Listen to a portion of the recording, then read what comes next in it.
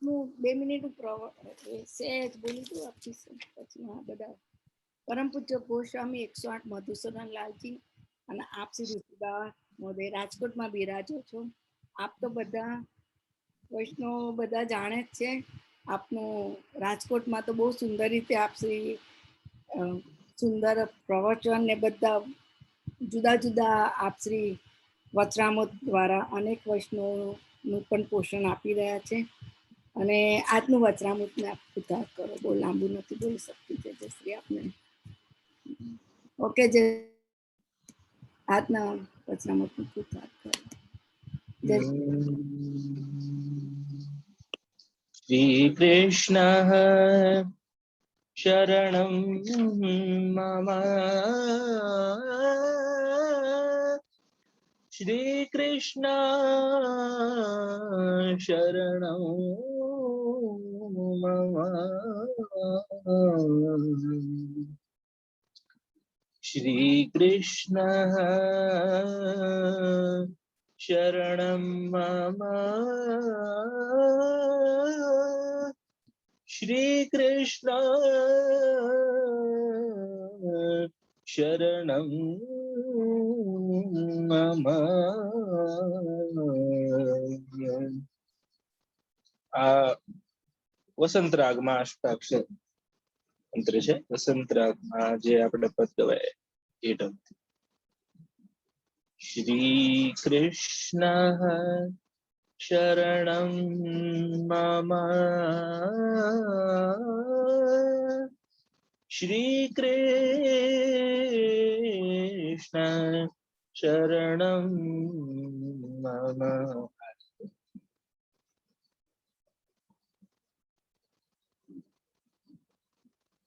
હવે આપણે સત્ર ચાલુ કરીએ. આપણો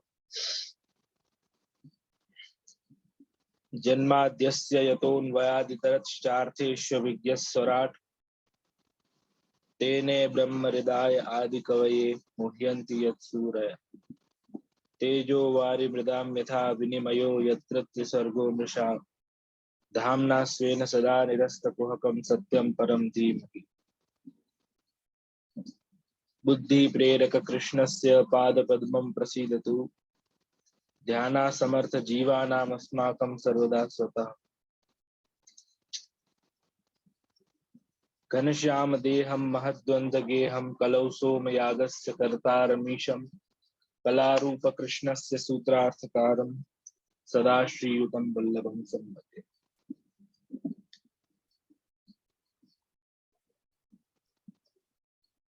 આજે ખૂબ પ્રસન્નતાનો અવસર છે કે ખૂબ સુંદર રીતે સત્સંગના આ દિવ્ય ઓનલાઈન ક્રમને આગળ વધારનારા આપણા સ્મિતાબેન દ્વારા સતત સત્સંગના ઓનલાઈન કાર્યો થઈ રહ્યા છે. અને હમણાં જ અષ્ટાક્ષર અખંડ જાપનો પણ કાર્યક્રમ એમના માધ્યમથી આપ લોકોના માધ્યમથી કરવામાં આવ્યો હતો. એમાં પણ હું થોડીક વાર માટે ઉપસ્થિત રહ્યો હતો.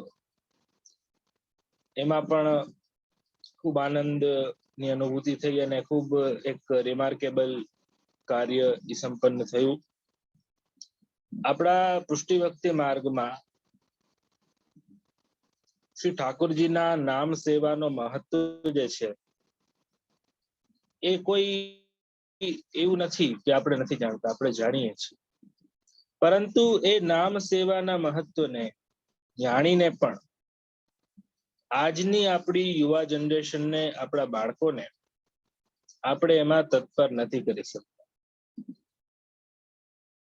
પરંતુ આ પ્રકારના સત્સંગના માધ્યમો જો આપણી પાસે ઉપલબ્ધ હોય તો એ માધ્યમોની દ્વારા આપણે નિશ્ચિત જે આપણા માર્ગમાં શ્રી મહાપ્રભુજી, શ્રી ગુસાઈજીની આજ્ઞાઓ છે એને આપણે બાળકોને, યુવાનોને સમજાય એવી ભાષામાં એનું સરળ અર્થ કરીને આપણે જો સમજાવવામાં આવે તો નિશ્ચિત આપણે આપણા માર્ગના સિદ્ધાંતો, શ્રી મહાપ્રભુજીની આજ્ઞાઓ, જીવ અને કૃષ્ણના મધ્યમાં જે દૂરી છે એ દૂરી હટે અને જીવ જે છે, આપણો બાળક જે છે, યુવાન જે છે, એ ભગવત સેવા કરતો થાય, ઠાકોરજીની નિકટ જાય, એ સૌથી મોટો આપણો ટાર્ગેટ હોવો જોઈએ. હવે આજે જે વિષય હું લેવા જઈ રહ્યો છું, એક તો શ્રી મહાપ્રભુજી નો ઉત્સવ, પહેલા તો સંવત્સર આવશે, પછી રામનવમી, બહુ દૂર છે, પણ મોટા ઉત્સવોમાં નિકટમાં શ્રી મહાપ્રભુજીનો જ ઉત્સવ આવી રહ્યો છે, તો કંઈક મહાપ્રભુજી વિશે આપણે કંઈક થોડુંક સમજીએ. એની પહેલા એક વસ્તુ હું અહીંયા કહેવા માંગુ છું કે ઘણી વખત હમણાં મારે એક જગ્યાએ જવાનું થયું હતું, સત્સંગનો કાર્યક્રમ તો ત્યાં એવા પ્રશ્નો ઉપસ્થિત થયા ક્યાંક ને ક્યાંક, અને કોઈને જનરલી જે માર્ગમાં જોડાયેલા જ હોય એને વારંવાર એવા પ્રશ્ન અનુભવાતા હોય છે કે ઠાકોરજીની જે વેણુનાદ સંબંધી લીલા છે, ગોપી ગીત સંબંધી લીલા છે, રાસ સંબંધી લીલા છે, આ લીલાને શ્રવણ કરવાનું, આનું અનુકરણ કરવાનું અધિકાર કોને છે? કોણ આ વસ્તુ સમજી શકે? ઠાકોરજીની રાસાદિક લીલાઓ, ગોપી ગીત, વેણુગીત વગેરેના પ્રસંગો. તો વેણુગીતનું વ્યાખ્યાન હતું મારું, તમે બધાની સમક્ષ ત્યારે મેં એક વાત કહી હતી, એ વાત આજ પાછી અહીંયા રિપીટ કરું છું કે જ્યારે તમે ઠાકોરજીની રાસાદિક લીલાઓ, વેણુગીત, ગોપી ગીત, યુગલ ગીત, ભ્રમર ગીત આદિ લીલાઓનું જ્યારે તમે શ્રવણાનંદ પ્રાપ્ત કરવા ઈચ્છુક છો, તો તમારે એક વસ્તુ ખાસ ધ્યાનમાં રાખવાની રહેશે.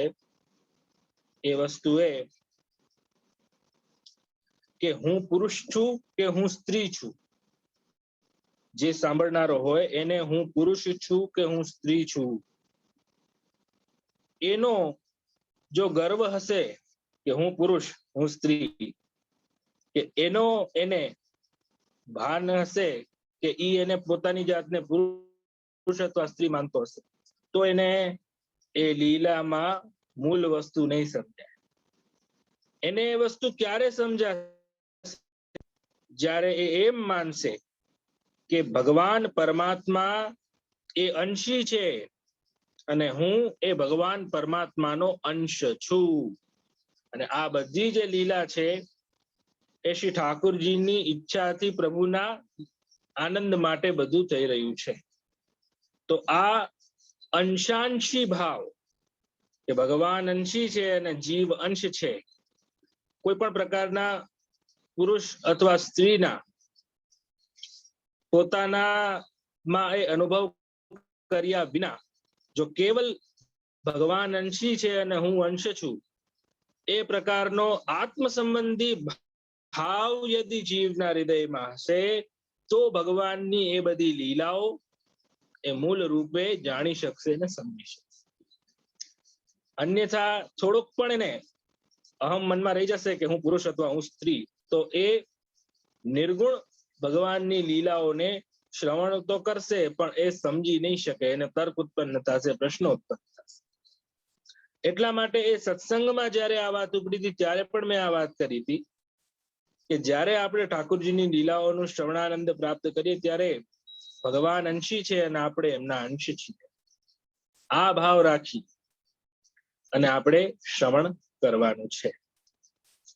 અને સત્સંગ પ્રાપ્ત થવો, સત્સંગ કરવો, સત્સંગ પ્રાપ્ત કરવો આ કોઈ સામાન્ય વસ્તુ નથી. સ્મિતાબેન વારંવાર કહેતા હોય કે આપ સત્સંગમાં આવો, પણ હવે મારેથી વધારે નથી આવી શકાતું, પરંતુ પ્રયાસ કરું છું કે એમનો આટલો ભાવ છે અને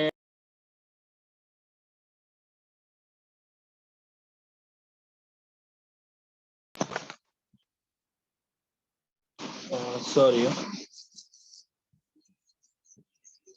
હા,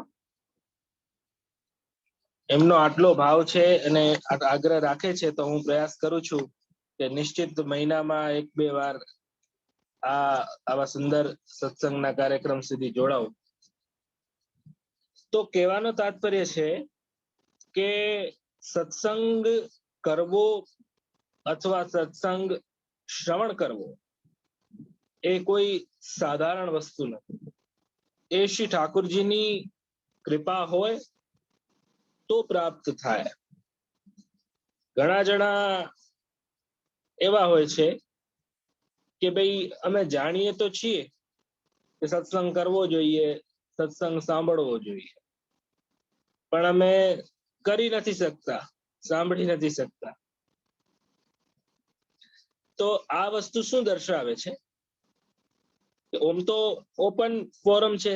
અસ્મિતાબેને આટલો સારું આયોજન રાખ્યું,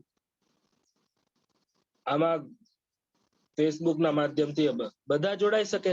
આટલા બધા ગોસ્વામી બાળકોના પ્રવચનો થાય છે, તો એ પ્રવચનોને સાંભળવા વધારેમાં વધારે બધા જણા આવી શકે. પણ કેમ એક સિલેક્ટિવ લોકો જ, અમુક લોકો જ આવે છે? બીજા ઘણા એવા હોય કે જેને ઈચ્છા પણ હોય આવવાની, તો પણ નહીં આવી શકતા. એવું શું કામ? એવું એટલા માટે, જેમ કે મેં પહેલા મારી વાત કરી, સત્સંગ પ્રાપ્ત થવો, સત્સંગ કરવો કે સત્સંગ સાંભળવો એ કોઈ સહેલી વાત નથી. શ્રી ઠાકુરજીના નામનું, ઠાકુરજીના રૂપનું, ઠાકુરજીના ગુણનું મહાત્મ્ય, કથા, વિવરણ આપણે સાંભળતા હોય, એ આપણે કરતા હોય કે આપણે સાંભળતા હોય, તો વૈષ્ણવો એ આપણા કોટી જન્મના પુણ્યોનો ઉદય છે. અને સૌથી મોટી વાત, શ્રી ઠાકુરજીની આપણા ઉપર અપાર અનુકંપા છે, ત્યારે આપણે સત્સંગ કરી શકીએ અથવા સત્સંગ સાંભળી શકીએ છીએ. બધા એટલા સૌભાગ્યશાળી નથી. તો આજે આપણે દેશ વિદેશમાં બેઠા આ માધ્યમથી કે બીજા કોઈ પણ માધ્યમથી જો ઠાકુરજીની સન્મુખતા રાખીએ છીએ, જો આપણે ઠાકુરજીના કીર્તનોમાં તત્પર રહીએ છીએ, જો શ્રી ઠાકુરજીના સત્સંગ આપણે કરી શકીએ છીએ અથવા સાંભળી શકીએ છીએ, તો નિશ્ચિત આપણા ઉપર, આપણે તો જીવથી ભરેલા, દોષથી ભરેલા છીએ. જીવ તો જે છે દોષથી ભરેલો છે. આપણે તો ડગલે ને પગલે અપરાધ કરીએ છીએ, ડગલે ને પગલે દોષ કરીએ છીએ. પરંતુ એ શ્રી ઠાકુરજી આપણા એ દુર્ગુણ, આપણા એ દોષ એ નથી જોતા, પરંતુ આપણે જે પ્રભુ શ્રી કૃષ્ણને પ્રેમ કરીએ છીએ, શુદ્ધા પ્રેમણાતિ દુર્લભા, એ પ્રેમના વશ થઈ અને આપણા દુર્ગુણોને દરકિનાર કરી અને ઠાકુરજી આપણને એ અધિકાર આપે છે, કૃપા કરે છે કે આપણે કંઈક સત્સંગ કરી શકીએ કે સત્સંગ સાંભળી શકીએ. બાકી એક બહુ ઇન્ટરેસ્ટિંગ પ્રશ્ન બીજો એક જગ્યાએ સત્સંગમાં થયો હતો કે પુષ્ટિ માર્ગમાં દોષની તો નિવૃત્તિ થઈ જાય બ્રહ્મસમન દ્વારા, પર અમુક વ્યક્તિઓની જે આદતો હોય, સ્વભાવ હોય, એ બ્રહ્મસમન પછી પણ એવા રહે, એમાં પરિવર્તન આવે નહીં. તો એ કેવી રીતે પ્રભુ સ્વીકાર કરે? તો એના વિશે એક વાત એવી છે કે પહેલી વાત તો બ્રહ્મસમન થી 5 પ્રકારના જે દોષ છે, એ દોષોની સહજાદેશ, કાલોતા, લોકવેદ, નિરૂપિતા, સંયોગ, આ બધા દોષોની નિવૃત્તિ થાય છે. પરંતુ માણસનો જે સ્વભાવ છે, સ્વભાવગત જે બધા બ્રહ્મસમન પછી પણ નાના મોટા અપરાધ દોષ થતા જ હોય, છતાં ઠાકુરજીની સેવામાં પણ ઠાકુરજી કૃપા કરીને એને બોલાવતા હોય, તો એ કેવી રીતે માનવું એ સ્થિતિને? તો વૈષ્ણવ પુષ્ટિ માર્ગ જે છે ને, પુષ્ટિ માર્ગમાં આપણા પ્રભુ જે છે એ એમ નથી કેતા કે તું બદલાઈ જા. જો ઠાકુરજીનો કૃપાબલ જો, અન્ય જગ્યાએ કેવું હોય કે તું આ બદલા, આ કર, તારી જાતને આ કર, ત્યારે તારો હાથ ભગવાન પકડશે. પુષ્ટિ માર્ગ એક એવો માર્ગ છે કે જેમાં શ્રી ઠાકુરજી એમ એક્સપેક્ટ નથી કરતા કે તું બદલા, કે તું આમ કર. તું જેવો છે એવો ને એવો મારો થઈ જા. તું જેવો છે એવો ને એવો મારો થઈ જા. તને જે આવડે છે એ મારા માટે કર. તને ગાવાનું આવડે છે તો મારા ગુણોને ગા. તને સારું બોલતા આવડે છે તો મારા સત્સંગનો વિસ્તાર કર. તારા દેહ હાથ પગ તારું બરાબર ચાલે છે તો તું મારી સેવા કર. તું જેવો છે એવો મારો થઈ જા. એવું નહીં કે તું આ બધા ફોર્મ ભર અને આ ફોર્મ ભર્યા પછી તું આટલું આ કર, પેલું કર, ઢીકણું કર, પછી તું જેવો છે એવો થઈ જા. દોષની નિવૃત્તિ બ્રહ્મસમન દ્વારા થઈ ગઈ. નિર્દોષ દેહ થઈ ગયો. પછી જેવો છે એવો ઠાકુરજીનો થઈ જા. અને જેવો છે એવો ઠાકુરજીનો થઈ જશે તો ધીરે ધીરે ઠાકુરજીની કૃપાથી એના અંદર પરિવર્તન આવશે. એના કરવાથી પરિવર્તન ન થાય. એક જણાએ મને પ્રશ્ન પૂછ્યો કે જે પ્રકૃતિ સ્વભાવમાં કોઈ દિવસ પરિવર્તન થાય નહીં. મેં કીધું શું કામ ન થાય?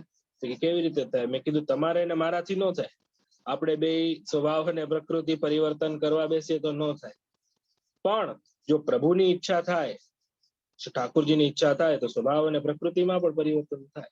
ઠાકુરજીની ઈચ્છા હોય તો, આપણા જેવાની ઈચ્છા હોય તો નહીં, પરંતુ શ્રી ઠાકુરજીની ઈચ્છા હોય તો નિશ્ચિત એમાં પરિવર્તન આવે. અને આવ્યા છે કેટલા કેવા કેવા જીવોના જીવનમાં પરિવર્તન આવ્યા છે. તો શ્રીમદાચાર્ય ચરણ મહાપ્રભુજીએ જે કૃપા કરીને આપણને સેવાયામ વા કથાયામ વા, ભગવત સેવા, ભગવત સત્સંગ, આનો જે માર્ગ આપણને આપ્યો છે, આ માર્ગની અંદર સત્સંગ પ્રાપ્ત થવો એ કોઈ સહેલી વાત નથી. શ્રી ઠાકુરજીની કૃપા હોય તો જ આપણને સત્સંગ આપણે કરી શકીએ, તો જ આપણે સત્સંગ શ્રવણ આનંદ કરી શકીએ, સાંભળી શકીએ. તો આપ બધા જે આ માધ્યમથી જોડાયેલા છો, આ ખૂબ એક સુંદર અવસર આપણા લોકોને પ્રત્યક્ષ થયો છે કે આપણે લોકો સાથે મળી વલ્લભી સૃષ્ટિ સમાજ સંગ મિલ જીવન કો ફલ પાઈએ. અને ફલ તો ભગવાન છે. ફલ તો જે છે ભગવાન શ્રી કૃષ્ણ છે. તે ફલ રૂપી ભગવાન શ્રી કૃષ્ણનું નામ, એમની સેવા એ આપણે બધા આનંદથી શ્રવણ કરીએ છીએ, સત્સંગ કરીએ છીએ, કીર્તન કરીએ છીએ. હમણાં એક જગ્યાએ જવાનું થયું તો એક નાનકડો બાળક હતો. એ બાળકે મને પ્રશ્ન પૂછ્યો કે કીર્તનનો અર્થ થાય રટન કરવું, એકને એક વસ્તુનું રિપીટેશન કરવું. હા, એવું થાય. કીર્તન અર્થાત એનું ગાઈને પણ થાય કીર્તન, જપ કરીને પણ થાય, બરાબર. તો ભગવાન જે છે ઘણી વાર તો એમના નામનું પણ ગાન કરતા હોય આપણે, નામ રૂપ ગુણ. હવે આપણે મનુષ્યમાં કેવું હોય કે જેમ કે 3 વસ્તુ હોય, નામ, રૂપ અને ગુણ. હવે કોઈનું રૂપ વખાણવા જેવું હોય તો રૂપ વખાણાય, કોઈના ગુણ વખાણવા જેવા હોય તો ગુણ વખાણાય, કોઈનું નામ વખાણવા જેવું હોય તો નામ વખાણાય. પણ આ 3 વસ્તુ એકમાં હોવી બહુ ઓછું સંભવ નથી. ભગવાન સિવાય કોઈનામાં ના હોય. કોઈનામાં ગુણ હોય તો રૂપ ના હોય, નામ ના હોય. કોઈનામાં રૂપ હોય તો ગુણ ના હોય, બરાબર. અને કોઈનામાં રૂપ ગુણ બે હોય તો નામ, અહીંયા કાઠિયાવાડમાં તો એવા નામ ગાંડાભાઈ ને ભીખાભાઈ ને એવા બધા નામ હોય અમારે કાઠિયાવાડમાં. તો કોઈના નામમાં એ રીતે પ્રોબ્લેમ હોય. તો નામ, રૂપ અને ગુણ, નામ પણ ધન્ય, રૂપ પણ ધન્ય અને ગુણ પણ ધન્ય. એ તો કેવલ વસ્તુતઃ પૂર્ણ પુરુષોત્તમ શરણ શરણ કોટી કંદર્પ લાવણ્ય ભગવાન શ્રી કૃષ્ણના જ હોય, કે જેના નામનું પણ આપણે કીર્તન કરી શકીએ, રૂપનું પણ કીર્તન કરી શકીએ અને ગુણનું પણ કીર્તન કરી શકીએ. એ શ્રી ઠાકોરજીના સ્વરૂપનું મહાત્મ્ય છે. કારણ કે ભગવાન શ્રી કૃષ્ણ જે છે એ આ જગતનું જગતમાં બીજ રૂપ છે. વસ્તુતઃ કૃષ્ણની અતિરિક્ત બીજું કંઈ છે જ નહીં. આ બધું જે થઈ રહ્યું છે એ બધું કૃષ્ણની લીલા માત્ર જ છે. તો ભગવાન શ્રી કૃષ્ણ જે છે, જે આપ ગૌલોકની અંદર નિત્ય લીલામાં રાસાદિક લીલાથી દિવ્ય આનંદ આપ પ્રાપ્ત કરી રહ્યા છે અને આ ક્રીડાત્મક જગત ભગવાને બનાવ્યું છે. તો એવા કોટિ કંદર્પ લાવણ્ય ભગવાન શ્રી કૃષ્ણની સેવા આપણને પ્રાપ્ત થઈ હોય, સ્વરૂપ સેવા, તો એનાથી વિશેષ આનંદની વાત બીજી કોઈ નહીં. ઘણી વખત એવું થાય કે એક અહીંયા આવે છે વૈષ્ણવ, એ એમનું કહેવાનું એમ છે કે એમને એકવાર એવું કહ્યું કે જે સ્વરૂપ સેવા અને નામ સેવા બે પ્રકારની સેવા છે. તો આપણને ખબર કેમ પડે કે આપણો અધિકાર સ્વરૂપ સેવામાં છે કે આપણો અધિકાર નામ સેવામાં છે? દાખલા મતલબ કે આપણે સ્વરૂપ સેવામાં તત્પર બનીએ કે નામ સેવા? મેં કીધું તત્પર તો બંનેમાં બનવાનું છે. આમાં કોઈ શું કહેવાય, સિલેક્ટ કરવાની વાત નથી કે નામ સેવાને સિલેક્ટ કરો કે સ્વરૂપ સેવાને સિલેક્ટ કરો. પણ આમાં કેવી વસ્તુ છે, બંને કરવાનું છે. ઠાકોરજીની સેવામાં જ્યારે આપણે છીએ ત્યારે આપણે સંયોગ અનુભવ કરીએ છીએ. કારણ કે પ્રભુ આપણા સર્વસ્વ અંશી ભગવાન આપણી સામે છે. અને જ્યારે આપણે ઠાકોરજીની સેવામાં નથી ત્યારે આપણે નામ સેવા કરવાની છે, વિયોગ અનુભવ કરવાનો છે, વિપ્રયોગ પ્રભુના નામનું રટન કરવાનું છે. તો સંયોગ રસ અને વિપ્રયોગ રસ એ બંને રસોની આપણને પ્રાપ્તિ કૃષ્ણ સેવામાં મહાપ્રભુજીના અનુસાર થાય છે. એટલા માટે જો અમે લોકો નાના નાના હતા ત્યારે ઘણી વાર શું મોડું થઈ જતું, લેટ લતીફ તો થોડાક થતા પહેલાથી, તો સેવાનો સમય થાય તો અને પાઠનો પણ આગ્રહ હતો, પછી સ્કૂલ વગેરેમાં જવાનું હોય તો અમે લોકો એવું વિચારતા નાનપણમાં કે ભાઈ પાઠ પહેલા કરી લઈએ, ફટાફટ સેવામાં આપણે 5 મિનિટ પછી જાશું, પહેલા પાઠ આપણે પૂરા કરી લઈએ એટલે પછી શું આપણે ડાયરેક્ટ હોઈ જવાય. તો અમારા વડીલો બહુ ખીજાતા કે સેવા મૂકી ઠાકુરજી આપણા બિરાજે છે આપણી રાહ જોઈને, એને મૂકીને આપણે પાઠ કરવા બેસી જઈએ એ યોગ્ય વાત નથી. ઘણી વખત એવું થાય વૈષ્ણવ કે ઘણા સેવા કરતા હોય તો આપણે એવું અનુભવ થાય કે ભોગ સરાવવાનો ટાઈમ થઈ ગયો હોય અને આ અહીંયા જપમાળા લઈને બેઠા હોય, પાઠ કરવા બેઠા હોય. હવે ઠાકુરજી રાહ જોવે કે ભાઈ આટલો સમય થઈ ગયો, ભોગ સરાવે, હવે આગળનું બધું કાર્ય થાય, પણ આ અહીંયા પાઠ લઈને બેસે નહીં. વૈષ્ણવો, ઠાકુરજીની સેવાનો જે ક્રમ છે એ ક્રમનો મહાત્મ્ય વધારે છે, એ પહેલા કરવાનો છે. એમાંથી જ્યારે આપણને સમય મળે, એમાંથી આપણને સમય વધે ત્યારે આપણે નામ સેવા કરવાની જ છે. આપણે પણ ઠાકુરજી બિરાજતા હોય આપણે ઘરે, એ ઠાકુરજીની સેવા મૂકીને આપણે નામ સેવામાં જઈએ એમ નહીં. સેવા પહોંચી પૂરી પછી આનંદથી આપણે નામ સેવા કરીએ. સ્વરૂપ સેવા એ મુખ્ય આનંદ સ્વરૂપ છે. પણ હવે જે એને પ્રશ્ન કર્યો એનો ઉત્તર પહેલો તો મેં આપ્યો કે ભાઈ આમાં સિલેક્ટ કરવાનું નથી, આ બે વસ્તુ કરવાની છે. સ્વરૂપ સેવા અને નામ સેવા આ બંને આપણે કરવાની છે. પણ કોઈને એવી સ્થિતિ હોય કે કોઈ કારણવશ એ સ્વરૂપ સેવા ન પહોંચી શકતો હોય, એવી પરિસ્થિતિ હોય, તો એવી પરિસ્થિતિ વાળાઓને નામ સેવા જે છે, આ નામ સેવાથી પરમ ફલ પ્રાપ્ત થાય છે. જો નામ સેવા માત્ર કરે તો, જેન્યુઅન કારણ હોય તો, આળસ કારણ હોય તો નહીં. જેન્યુઅન કારણ હોય અને ઠાકોરજીની સ્વરૂપ સેવા સૂક્ષ્મમાં પણ એ ન કરી શકતા હોય, એ પ્રકારની પરિસ્થિતિ હોય તો નામ સેવા દ્વારા પણ એ પોતાની ભક્તિ કરી શકે છે.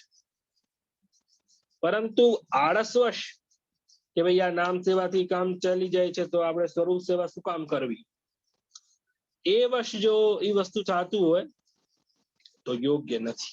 હા, દાખલા તરીકે બ્રહ્મ સંબંધ લીધું કે નામ દીક્ષા લીધી, પછી તરત કોઈને એમ થાય કે હજી મારે માર્ગને સમજવો છે, હજી મારે સેવાનો મને અભ્યાસ નથી, પેલા સેવા કેમ કરાય એ મારે સમજવું છે, રીત સમજવી છે, ઘરે સાહિત્ય વસાવવું છે ઠાકોરજીનું, એટલા માટે એ થોડાક સમય નામ સેવાનો આગ્રહ રાખે તો ઠીક છે. પણ પછી એને છટકબારી ગોતી લે કે ભાઈ આપણે તો નામ સેવા જ કરવી, એ યોગ્ય નથી. સ્વરૂપ સેવામાં જે આનંદ આપણને પ્રાપ્ત થાય એ તો વિશેષ આનંદ જ છે કે આપણે આપણા બાળકની જેમ ઠાકોરજીને જગાડી શકીએ, સ્નાન કરાવી શકીએ, શૃંગાર કરાવી શકીએ, ભોગ રોગાવી શકીએ, એથી વિશેષ આનંદ શું હોય? તો બધા સંયોગ અનુભવ શ્રી આચાર્ય ચરણોની કૃપાથી નિસ્સાધન જીવોને પ્રાપ્ત થયા છે. એટલા માટે શ્રી આચાર્ય ચરણ અદેય દાન દક્ષ મહાઉદાર મહોદાર. આપ મહાઉદાર શું કામ છે કે શ્રી ઠાકુરજીના એવા સ્વરૂપ આપણા ઘરે પધરાવ્યા છે શ્રી મહાપ્રભુજીએ કે જે આપણને બધા અનુભવો કરાવી શકે છે. એવા સ્વરૂપ શ્રી આચાર્ય ચરણોએ આપણા ગ્રહમાં પધરાવ્યા છે જે આપણા સકલ મનોરથોને પરિપૂર્ણ કરી શકે છે. આ અદેય દાન છે, આ કોઈ સામાન્ય દાન નથી. કૃષ્ણની મૂર્તિ તો ઘણા ઘરે પધરાવે, પણ કૃષ્ણનું એવું સ્વરૂપ ઘરે પધરાવવું કે જે સાક્ષાત નિત્ય લીલામાં ગૌલોકમાં જે કોટિ કંદર્પ લાવણ્ય અશરણ શરણ ભક્ત વત્સલ પૂર્ણ પુરુષોત્તમ, જે જીવને દૃષ્ટિ કરતા જે જીવનો ઉદ્ધાર થઈ જાય એવા ભગવાન શ્રી કૃષ્ણ, એવા આપણા શ્રી ઠાકુરજીનું અલૌકિક દિવ્ય સ્વરૂપ જો ગ્રહમાં પધરાવી શકે એવું અદેય દાન જે છે એ આપણા શ્રી આચાર્ય ચરણ જ આપી શકે છે. અને એમની જ કૃપા છે કે શરણ આય સોય તારે, જે જન શરણ આય સોય તારે. એટલી કરુણા મહાપ્રભુજી શરણે આવેલા જીવના દુર્ગુણો નથી જોતા. ઘણા જણા એમ થાય કે ભાઈ આ તો આવો છે, અમારી પાસે કોઈ વૈષ્ણવ આવતા હોય તો બીજા અમુક વૈષ્ણવ એમ કે ભાઈ આ તો આવો છે, આપ આવાને કેમ છે? પણ જેમ શ્રી મહાપ્રભુજીના પ્રસંગોમાં પણ આપણે જોઈએ છીએ તો એવો છે તો શું એને એવા હાલમાં છોડી દેવો? એને કોઈ દિવસ સુધારવો જ નહીં? એનામાં જે ગુણો છે એના ગુણોને ઓળખવા જ નહીં? એનો બગાડ વધારે થતો જાઓ? અરે કોઈ જીવની અંદર દુર્ગુણો બધામાં છે, આપણા બધામાં. કોઈનામાં ઓછા, કોઈનામાં વધારે, કોઈના હાઇલાઇટ થાય છે, કોઈના નથી થતા. દુર્ગુણો બધામાં છે. એવો અહંકાર તો કોઈએ રાખવો જ નહીં કે ભાઈ આપણે બહુ ગુણી છીએ, આપણામાં દુર્ગુણ નથી, બધામાં છે. પરંતુ એ દુર્ગુણ હોવા છતાં એવા જીવોને પણ શ્રી મહાપ્રભુજી ગુસાઈજીએ શરણે લીધા છે, જે પછી મોટા ભગવત ભક્ત થયા. તો એવા જીવ જો પુષ્ટિ માર્ગથી જોડાવા માંગતા હોય તો કંઈક ને કંઈક ઠાકોરજીને શ્રી મહાપ્રભુજી ગુસાઈજીને એના ઉપર કૃપા કરવી હશે, ત્યારે જે જીવ શરણે આવે છે. પણ આપણે લોકો કોઈને પણ એક વાત ક્યાંક સાંભળીને એક વસ્તુને પકડીને તરત એના ઉપર ટેગ લગાડી દેવા માટે તત્પર હોઈએ છીએ કે આમ છે. એટલે એવું નહીં કરવું જોઈએ. આપણા માર્ગની અંદર સ્વરૂપ સેવા, નામ સેવા ના આગ્રહ ધરાવતા જીવને આપણે સપોર્ટ કરવો જોઈએ અને એને માર્ગ શું છે એ સમજાવવું જોઈએ. જો એને સમજાવવામાં આવશે, નવો પુષ્ટિ માર્ગમાં આવેલો જીવ હોય એ કે પછી બાળક હોય, યુવાન હોય, આપણે એની ભાષામાં એને સમજાય એવી રીતે આપણે એને પુષ્ટિ માર્ગનું જ્ઞાન, આપણા સિદ્ધાંતોનું જ્ઞાન આપવાનું બહુ આવશ્યકતા છે. શ્રી મહાપ્રભુજી નું તો સ્વરૂપ શ્રીમદ ગોકુલનાથ સંગમ સુધા સંપ્રાપકમ તત્ક્ષણાત તત્ક્ષણ નિકુંજસ્ત લીલા રસપૂર્ણ. શ્રી આચાર્ય ચરણ તો કેવું ફલદાન આપણને કર્યું છે, બોલો, કે એ નિકુંજમાં બિરાજતા, ગૌલોકમાં બિરાજતા સ્વરૂપને આપણા ગ્રહમાં પધરાવી દીધા અને આ તારો ઉદ્ધાર કરશે. નંદ નંદન કર ઘર કો ઠાकुर આપ હોય રે ચેરો યામે કહા ઘટે. આ ઠાकुरજી જે આપણા માથે અનુગ્રહ કરીને શ્રી મહાપ્રભુજીએ પધરાવ્યા છે, એનાથી મોટું ધન આપણી માટે બીજું કોઈ છે. એ આપણા સર્વસ્વ છે.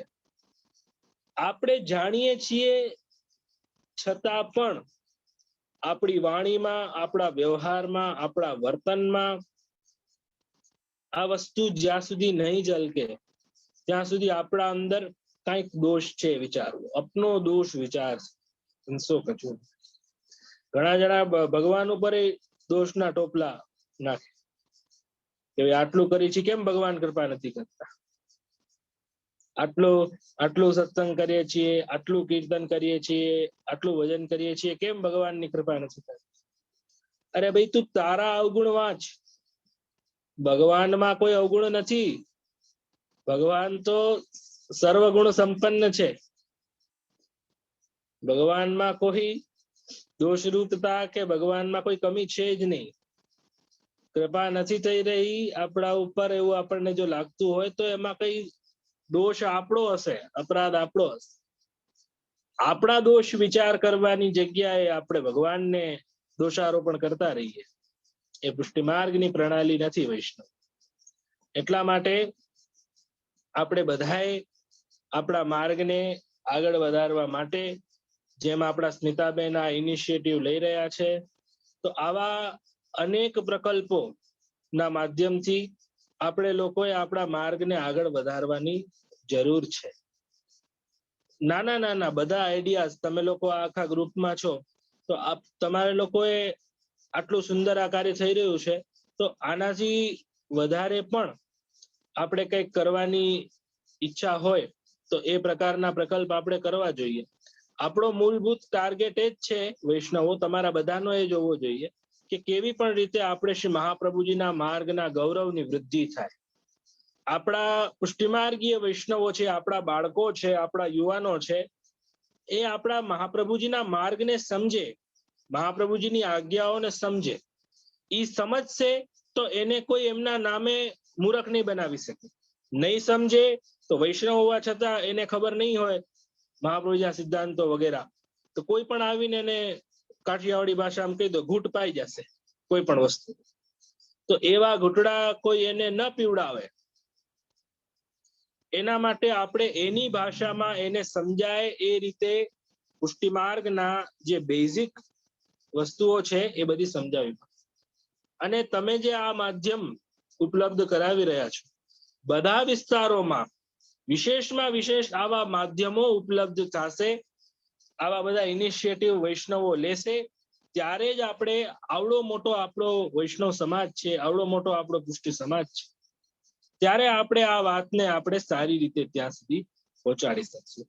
આના સિવાય પણ અહીંયા ઉપસ્થિત બધા વૈષ્ણવોને હું આજે બીજી એક વાત કરવાનો છું કે ઘણી વખત એવું થતું હોય વૈષ્ણવોને કે પ્રશ્ન મનમાં ઘણા ઉપસ્થિત થતા હોય, એ અમને કહેવાની એમને ઈચ્છા પણ હોય.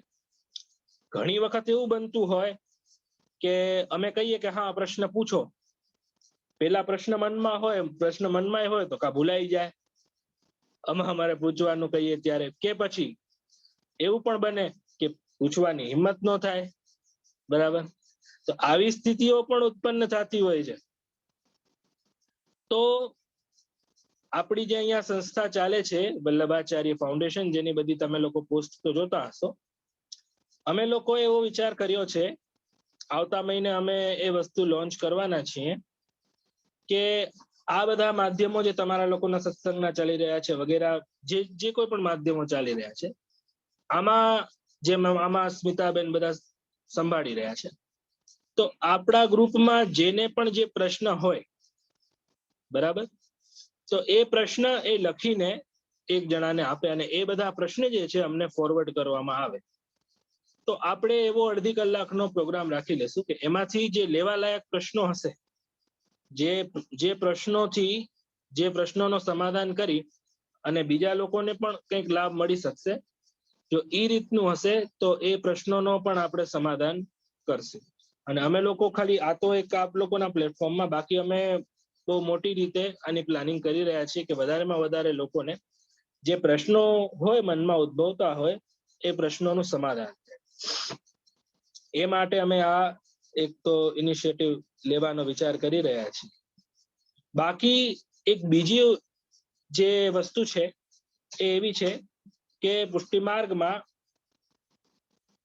તમે લોકો જે નાના મોટા સંસ્થાઓ, સત્સંગ મંડળો, સંગઠનો ચલાવી રહ્યા છો, તમારા લોકોએ જે યુવા વર્ગ છે, બાળકો છે, તમારા મેમ્બર્સ છે, એમનાથી આઈડિયાસ લેવાની જરૂર છે કે એમને શું જરૂર છે કે માર્ગમાં ઠાકોરજીની સેવા અને સત્સંગનું જ્ઞાન વ્યવસ્થિત રીતે પહોંચે એના માટે આપણે કઈ કઈ પ્રવૃત્તિ કરવી જોઈએ, એના માટેના સુઝાવ. તો જેના મનમાં કંઈક સુઝાવ હોય, જેના મનમાં કંઈ આઈડિયાસ હોય, એને આપણે નોટ ડાઉન કરવા અને એના માધ્યમથી પણ આપણને ઘણા બધા આઈડિયાઝ મળી શકે છે.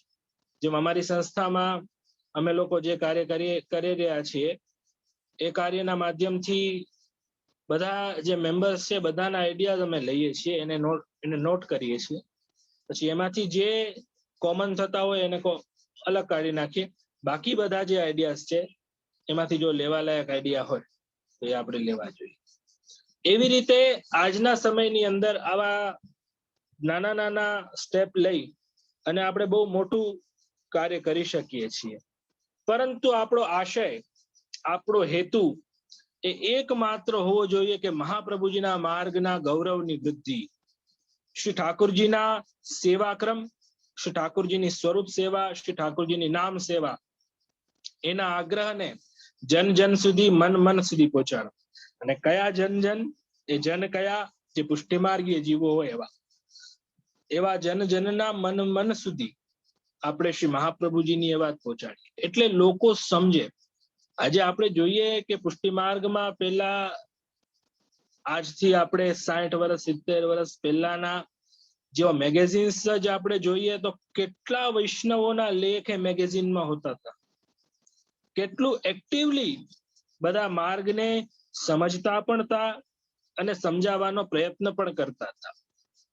પરંતુ હવે એક એવો સમય આવ્યો છે કે જેમાં એ વૈષ્ણવોની અંદરથી એ માર્ગ પ્રત્યેના, માર્ગના વિસ્તારની, માર્ગમાં યુવાનો બાળકોને માર્ગ તરફ તત્પર કરવાની એ જિજ્ઞાસા જાતી જાય છે.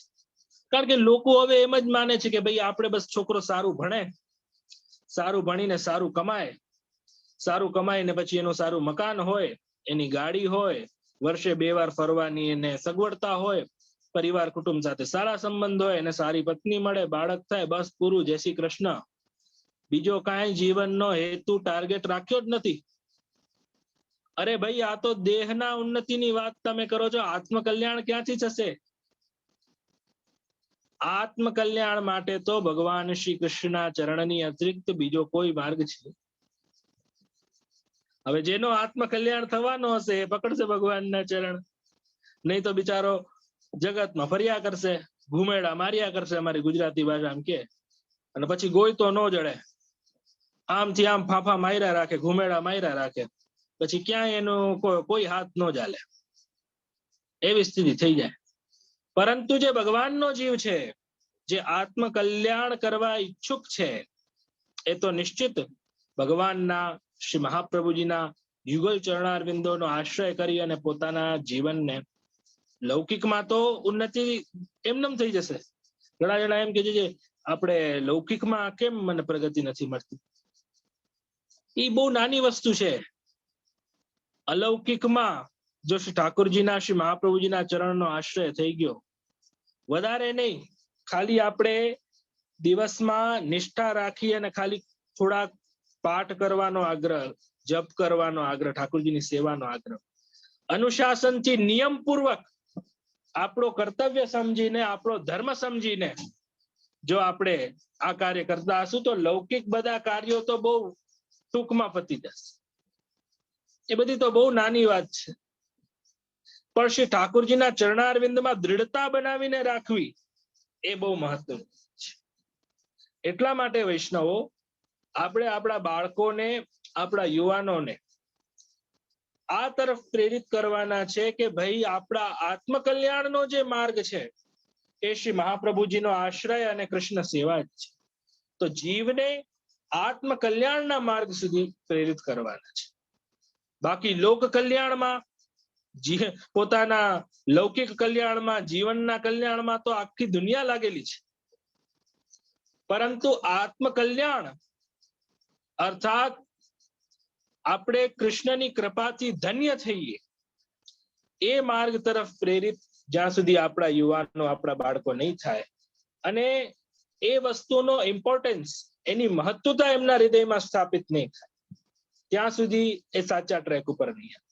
એટલે એમને સમજાય એવા રીતે આપ સત્સંગના માધ્યમ એવા ગોઠવો, એવા વિષયો રાખો, એવા બેઝિક એલિમેન્ટ્સ એમાં એડ કરો કે જેનાથી જે યુથ છે, આપણા જે બાળકો છે, જે વૈષ્ણવો વડીલો છે, જે માર્ગને સમજે છે, એ તો બધા જોડાયેલા રહેવાના જ છે. એ તો મને વિશ્વાસ છે શ્રી મહાપ્રભુજીની કૃપાથી. પણ જે જનરેશન, આજની જનરેશન જે ડિસ્કનેક્ટ થતી જાય છે આપણેથી, માર્ગથી, સંપ્રદાયથી, એનું કનેક્શન આપણે પાછું કરવું છે. એના માટે જે પણ ઇનિશિયેટિવ, હવે એમાં પછી એમ થાય કે ના અમુક લોકો તો લે છે, અમુક લોકોના લેવાથી નહીં થાય. પરિવર્તન જે છે આપણે બધા એ ઇનિશિયેટિવ લેશું તો પરિવર્તન. કોઈ એક બે ABCD બે ચાર જણાના કરવાથી નહીં થાય, પરંતુ બધા સિરિયસનેસ આ વાતની સમજીને અને આમાં એક શિસ્તબદ્ધતાથી અને ધ્યાન દઈને જો કાર્ય આગળ કરશે તો આપણો આ જે કાર્ય છે ઠાકોરજીની કૃપાથી એ સફળ થશે. બાકી વિશેષ તો મારે આજે અમુક પોઈન્ટ્સ વધારે કહેવા હતા, પરંતુ આપણી પાસે સમયનો અભાવ છે. મારે પણ હવે સેવાનો સમય છે. આમાં તો એવું છે કે સત્સંગ તો એવી રસધારા છે કે આમાં તો કલાકો શું, દિવસો, મહિનાઓ, વર્ષો, કલ્પ, મનવંતર બધું ટૂંકું પડે આમાં તો. આ તો શ્રી ભગવાન નામ તો અપાર છે. એક બ્રહ્માંડે જેના યશ્ન માયા હુઆ કોટી અનંત. તો આપણે પુનઃ પાછા એક દિવસ મળશું. શ્રી મહાપ્રભુજીના ઉત્સવના પૂર્વમાં જો એક દિવસ કંઈક આપણે અનુકૂળતા હશે તો સર્વોત્તમ ઉપર આપણે, સર્વોત્તમ અથવા સ્ફુરત કૃષ્ણ પ્રેમામૃત વલ્લભ અષ્ટક કોઈ પણ વિષય છે એ એક દિવસ આપણે કંઈક સમય એડજસ્ટ કરી અને આપણે કંઈક સત્સંગનું રાખશું. બાકી આજે થોડોક સમય આપ લોકોને ટૂંકો પડ્યો, 10 મિનિટ મારે પણ સેટ લેટ થઈ ગયું આવવા માટે. પરંતુ જેટલો પણ સમય હું તો આવતો જ રહું છું આ સત્સંગમાં, તો ખૂબ આનંદ થયો. અને જે મેં 2 વાત કહી એ વાત ઉપર આપ લોકો, સ્મિતાબેન વગેરે જે આના મુખ્ય આયોજકો છે, આપ લોકો નોંધ લેશો તો એ પણ આપણે ખૂબ સારી રીતે એ કાર્યમાં પણ આપણે આગળ વધી શકાય. આટલું કહી અને આપણે આશ્રયનું પદ કરીએ.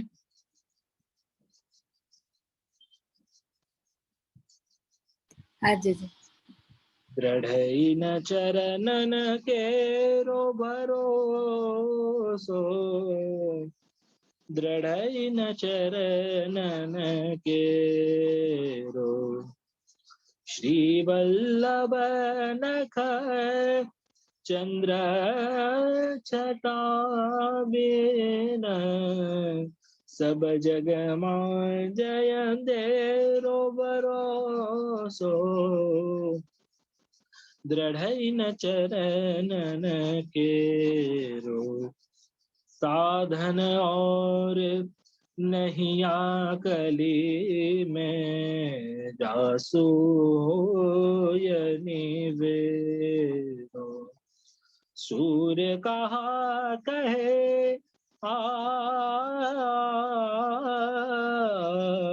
सूर्य कहा कहे विविध आधरो, बिना मूल को चेरो भरोसो, दृढ़ चरणन केरो, दृढ़ चरणन केरो भरोसो, दृढ़ चरणन के.